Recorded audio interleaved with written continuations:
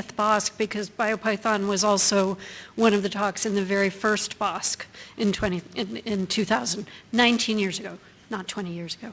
Just, okay. So where's your talk?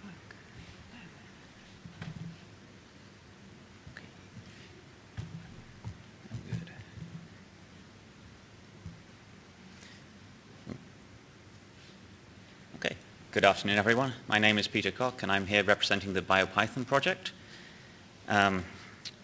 That's me on Twitter, and Biopython is also on Twitter as well.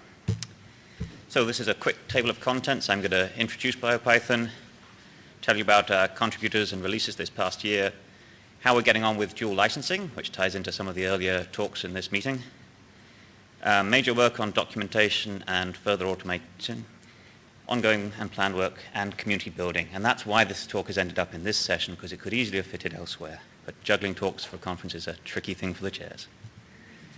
So Biopython is a collection of modules for biological computation in Python. We do sequence handling, motifs, various parsers, help with database queries, protein structures, phylogenetics, command line tool wrappers, and more. And as Naomi alluded to in her introduction, it started in 1999. First release was in the year 2000, which is when the first BOSC was. And I came to it maybe 5 years after that. It's open source, it's freely available, and it's under a particular Biopython unique license, which I'll come back to. Our webpage is biopython.org, and that links to our GitHub. This is our new logo from about 2 years ago, actually a community contribution from Patrick, who gave a talk yesterday. So, probably the most important slide in the talk. We've had 38 named contributors in the last year, 16 of which are new contributors. Those are the stars. This is slightly down on the numbers from last year, but broadly in line. So we started a policy of actively asking all new contributors, would you like to have your name added? And it's one of our checklists when you submit a pull request. So the recent releases, we've had just 2 releases, so we've slipped to about a 6-monthly cycle, whereas a couple of years back we were doing every 3 months or so. One major milestone here, as of the latest release earlier this month, we finally have full API docstring coverage. So in Python, a docstring is text that's embedded into the function definition that is user-facing documentation. It tells you what that function or that class should do. So we have an old code base, we've been improving it over the years, and finally all the public classes and methods have got docstring coverage. Special mention to Sergio, who was the man that helped push that over the edge. So most of the code changes of the last year have actually been API documentation, Python coding style, and dual licensing changes, on top of the usual bug fixes and so on. I mentioned there, we've had no consensus on adopting the black Python formatting style. Something I mentioned in the abstract, we've been discussing this. Anyone in the room write a lot of Python and heard of black? A few hands going up. So everyone writes Python a little bit differently. There are standard conventions that lay down some of the rules you should follow, but black goes one step further, and it's opinionated, but it's a tool that will reformat your code. So not everyone likes the style. Probably no one completely likes the style except the authors. But if you agree to use black, you just run the tool, and that settles all the coding style arguments. So there is an attraction there for a large code base and simplifying things. But not everyone likes the style. So I touched on this in the introduction. Our open source license is, unfortunately, unique and not quite on the OSI, the Open Source Initiative's website list of approved open source licenses. It's a slight variant of a license that they do have on their list, a historic disclaimer, which was quite current when Biopython started. But as we've heard earlier in this meeting, life goes on a lot more smoothly when you're using a standard license because you don't have to ask your lawyers at the department to read it. It's already on their pre-approved list. So we started dual licensing under the 3-clause BSD license, which was, we thought, the most similar of the standard licenses to what we already had. And we've been going over all the code over the last 2 years and checking when we have contributors' permission to dual license each thing file by file. And we are now 50% through the main code base. It's going to take a real while longer yet. So, new projects. Pick a standard license, pick it as early as possible. Documentation. This is probably the main theme of my talk. We've got documentation in 3 places. And unfortunately, it's written in 3 different markup languages. So the documentation on the website was originally done in MediaWiki, which we then converted to GitHub pages using Markdown. Who in the room knows and uses Markdown? Pretty much everyone, because it's the default language on GitHub, so when you file an issue, you can use italics or whatever, that's Markdown. A slight flavor of Markdown. Our tutorial and cookbook is written in something called LaTeX. I'm expecting a smaller show of hands. Who has known or used LaTeX? Whoa, that's about the same. I'm impressed. Clearly a quite technical audience. And finally, our API documentation is written in something called restructured text, which is a markup language specific to the Python community. It's like Markdown, but a bit more capable and better suited to more complicated documents. Who in the audience knows and uses RST? Slightly down, but not that different. Okay. Well, that's a good question. Okay, whose favorite markup of those three is Markdown? That's a lot. Whose favorite of those three is LaTeX? I think that was one, maybe two hands. Whose favorite of those three is RST? Slightly higher, maybe six. I put myself in that camp. Markdown is really good, but it's simple. And for more complicated documentation, I think RST strikes a nice balance. So we picked on RST for our for our API documentation, which we then would turn into HTML web pages that people could view in their browser. And we used to use a tool called EPyDoc, which has not been updated in years. We standardized on the RST markup, which EPyDoc supports, in part because the most widely used documentation tool in the Python ecosystem, which is Sphinx, supports RST. And we're now building our API documentation with the Sphinx tool called APIDoc. Now some quick screenshots. That's our main web page. That's using Jekyll Hyde on GitHub pages with Markdown behind the scenes. This is the old API documentation pages in EPyDoc's HTML output. It's plain but functional. It uses frames, if anyone remembers that from the early days of HTML. This is the new documentation using Sphinx APIDoc, visually much slicker.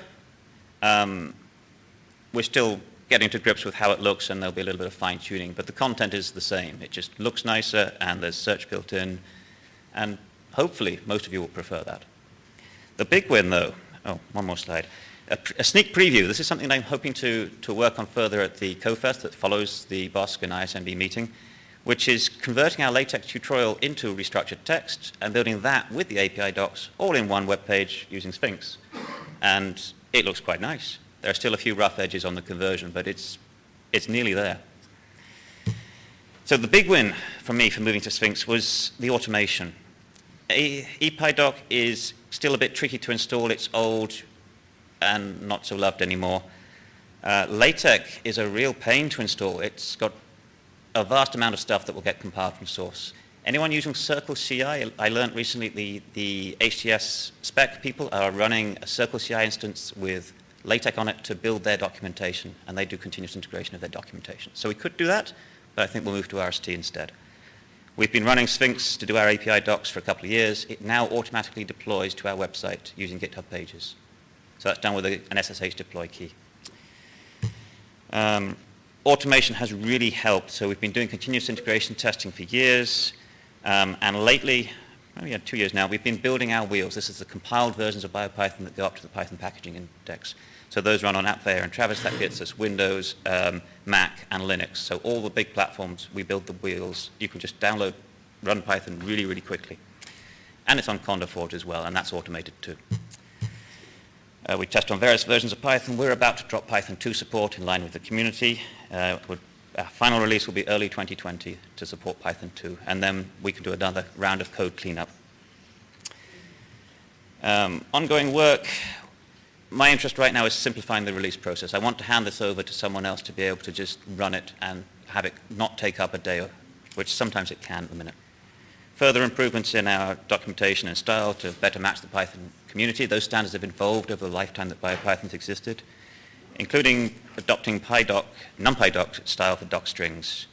Another project we would love to have more help on is improving the code coverage. That's static at about 85% of the non-online code for a couple of years now. Another ongoing project, we're going to try and simplify the alphabet objects, which date back to the very early days of Biopython. I mentioned dropping Python 2 support. But to be fair, most of what will happen in the next year is going to be community-driven. based on what our contributors come forward with. I'm going to talk about what we're doing to help draw in new contributors, like pull request templates, issue templates, easy tag fixes on your issues.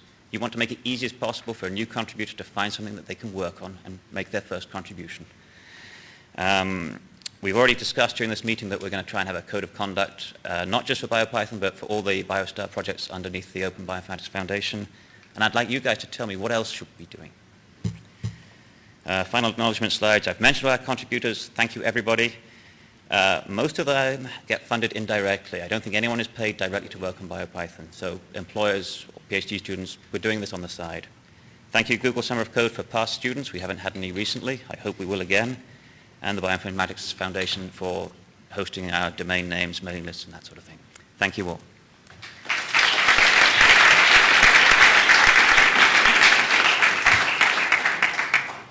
Okay, Peter, we have two questions for you, and we also have a question for Jason on Slido. And if you have a question for Vicky, whether in person or Slido, you could go ahead and get that queued up. I'll just start with Peter since he's here, and then Jason can be ready. So someone asked, will you be dropping support for Python 2? Yes, I may have spoken too quickly, but our last release to support Python 2 will be early 2020. So that's the year that Python 2 support itself ends, and that's when most of the community has agreed to drop support. So NumPy, SciPy, all the big packages will be dropping support in 2020. Okay. And someone else asked, have you tried Pandoc for converting LaTeX to RST? Yes, that's what I'm using. Okay. It's good. All right. I've submitted a bug request this week on a minor tweak. It's really good, that tool. Any questions for Peter from the floor? Okay. So a question for Jason from Moni. How difficult is it to become a carpentries instructor? I remember a fable of super long waiting time deterred me in the past. Has this changed? Those are two separate questions, because yeah, it's easy once you get the instruction. It's a 2-day training course in order to do that. There are waiting times associated with that. Those waiting times vary. So if your institution is a member of the Carpentries, then you have access to it. I don't know currently, since I'm not currently on the board, but if you, they are looking to improve diversity and inclusion. So if you are an instructor and you're contributing to the diversity and objectives of the Carpentries, I think there are ways to sort of get prioritized. And also I guess some other folks in here are instructor trainers, so if you can find us, if you are here, or talk to us and see if we can help you. But once you get over the wait, then there may be a little bit of a waiting list. It's a 2-day process for the training itself, which is virtually and done on a regular basis, and there are a couple of tasks that you need to complete, what we call your checkout. Yeah. Was there another question? I had a question for Jason. So I thought that to become an instructor, you had to create your own curriculum. So if you're teaching that, no, that's not the case. Okay. Okay, you don't have to create your whole curriculum. You do have to, there are various contributions that you could make. Some of them are things like fixing a lesson, but there's also attending a mentoring session. So it's not as onerous as it was at the very beginning.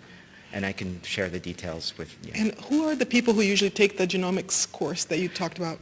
Sure. So most of the times when we've given the genomics course, it's up to whoever is the host how they announce it, but it's usually lots of grad students, some postdocs, and sometimes a couple of faculty, but it's really targeted at that. But we've had even undergrads attend as well. So it's open usually to whoever the host institution has deemed it open to.